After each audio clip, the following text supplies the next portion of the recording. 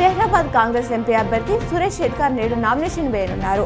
సంగారెడ్డి జిల్లా కేంద్రంలోని కాంగ్రెస్ పార్టీ కార్యాలయం నుంచి నాయకులు కార్యకర్తలతో కలిసి భారీ ర్యాలీగా వెళ్లి జిల్లా కలెక్టరేట్లో ఎన్నికల అధికారి వల్లూరి క్రాంతికి నామినేషన్ పత్రాలను అందజేయనున్నారు.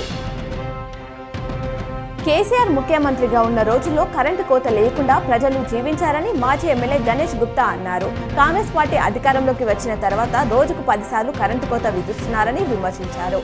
మళ్లీ కేసీఆర్ ముఖ్యమంత్రిగా ఉంటే ఇలాంటి ఇబ్బంది ఉండేది కాదన్నారు. పసుపు బోర్డు సాధ్యం కాదనే ఉద్దేశంతోనే స్వైప్సెస్ బోర్డు అనేది పసుపు బోర్డు కంటే మెరుగైందని ఎంపీ అరవింద్ చెప్పే ప్రయత్నం చేశారని నిజామాబాద్ కాంగ్రెస్ పార్టీ అభ్యర్థి జీవన్ రెడ్డి అన్నారు. ఆయన ఆర్మూర్లో మీడియాతో మాట్లాడారు. ప్రజలు రైతులు నమ్మలేదు కాబట్టి మళ్లీ పసుపు బోర్డు ఆయన తెర మీదికి తీసుకొచ్చారని విమర్శించారు.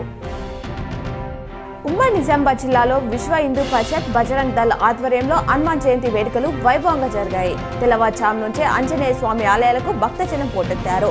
హనుమాన్ జయంతి వేళ ఆలయాలు జయ హనుమాన్ నామస్మరణతో మారుమోగాయి. పార్లమెంట్ ఎన్నికల వేళ కాంగ్రెస్ పార్టీ ప్రకటించిన మేనిఫెస్టోపై నిజామాబాద్ సిట్టింగ్ ఎంపీ బీజేపీ అభ్యర్థి అరవింద్ ధర్మపురి సంచలన వ్యాఖ్యలు చేశారు.